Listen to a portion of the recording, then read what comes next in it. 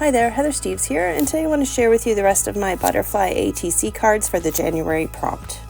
So I started out with my watercolor cards and I just went ahead and rounded the corners of all of them. Then I went ahead and I spritzed water all over the front of all of the cards.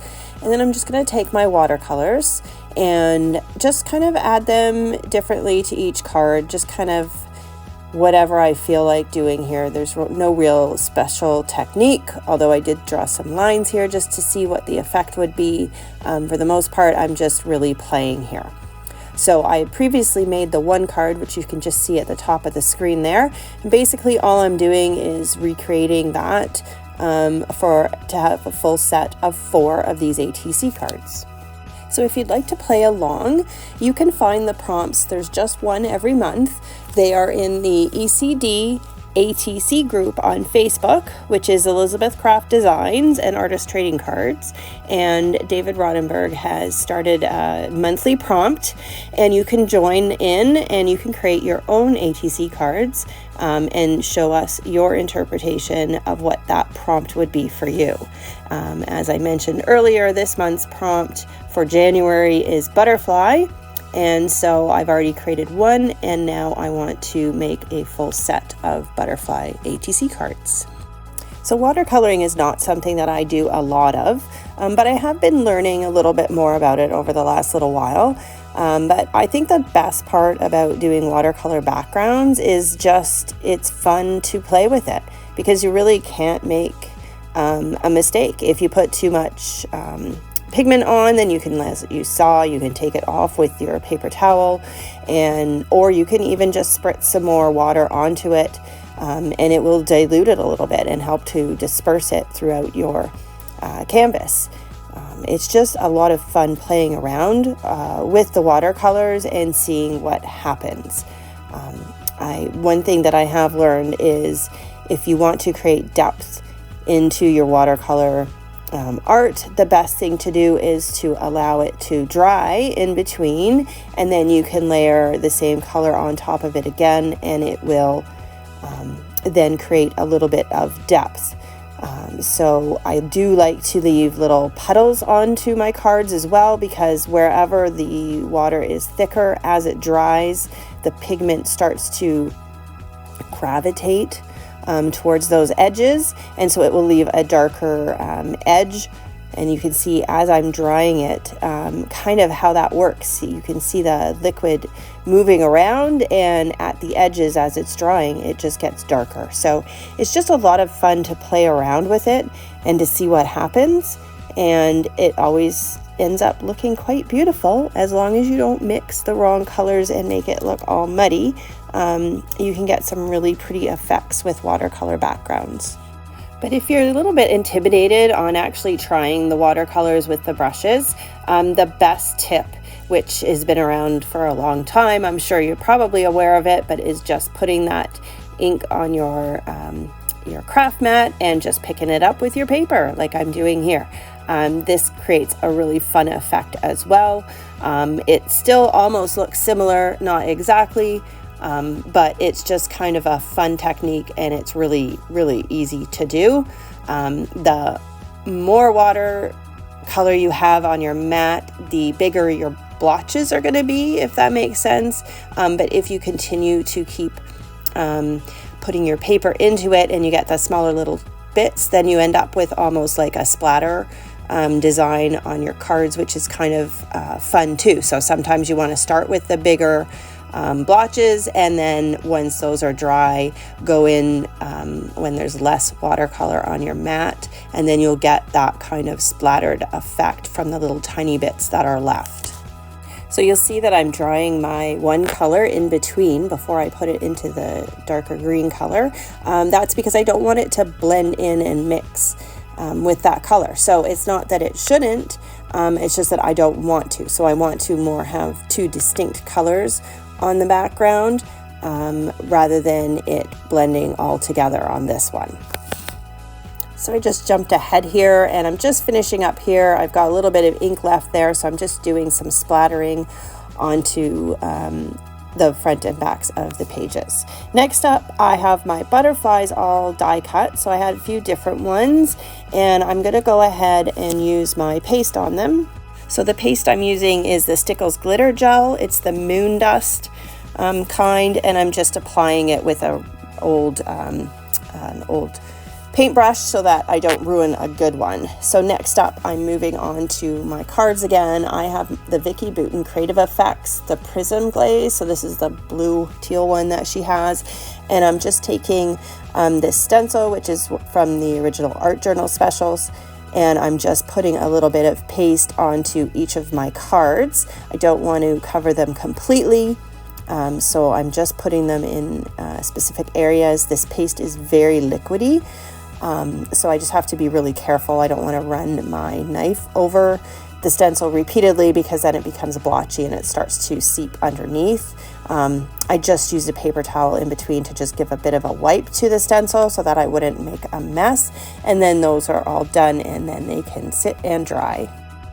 So it is a nice thought to let them just sit and dry on their own, but unfortunately I don't have the patience for this. So I ended up getting my heat tool, and I'm just drying them off myself. But one thing that you have to note is when you're doing this with paste is if you do get it too hot, it will start to bubble.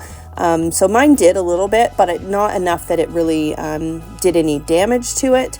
But I just ran it over them carefully, especially with this heat tool. This is the one that gets really hot. I think if you had the other hairdryer style one, it might not be as bad, but this one is super focused heat, so you can almost see the little bits kind of changing color there, and I think that's them bubbling up a little bit.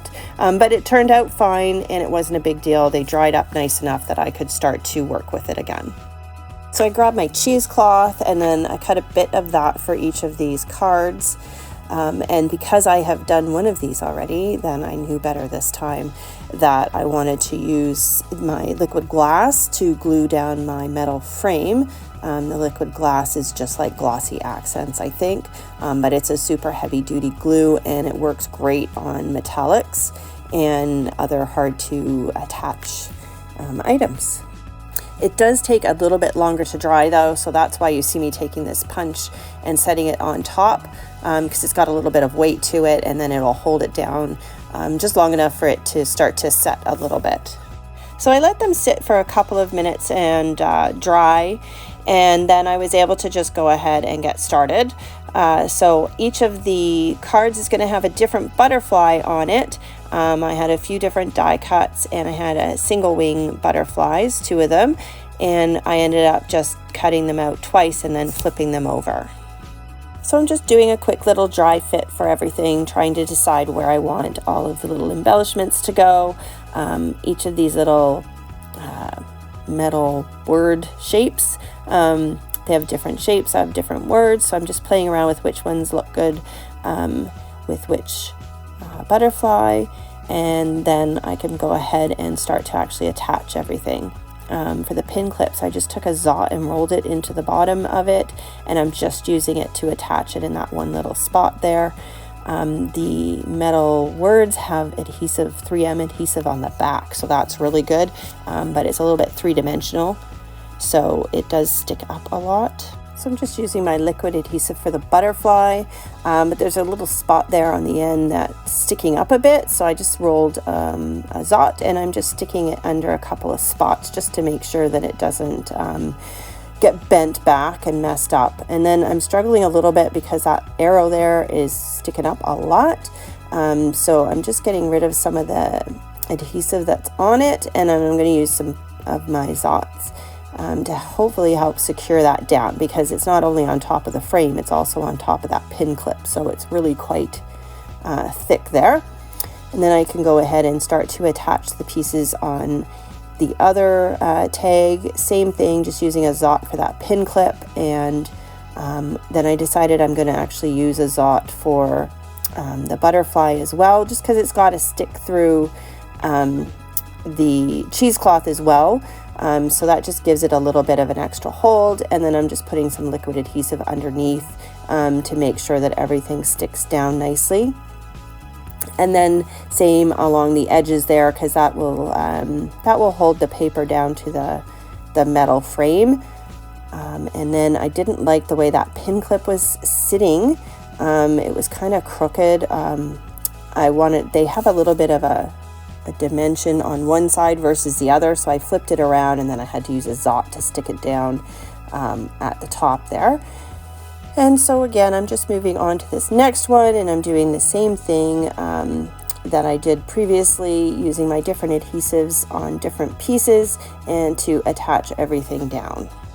A little tip that I have for the butterfly die cut, because both wings are cut with the same die, you know that you get a rounded edge on one side and a bit of a sharper edge on the opposite side. So when you flip that one over, it doesn't look quite as nice. So a little tip that I have is I either run it through my die cut machine and just with flat plates, or I just take my bone folder and I just run my bone folder along that cut edge, and that will smooth it down so it at least doesn't look like it has a cupped end.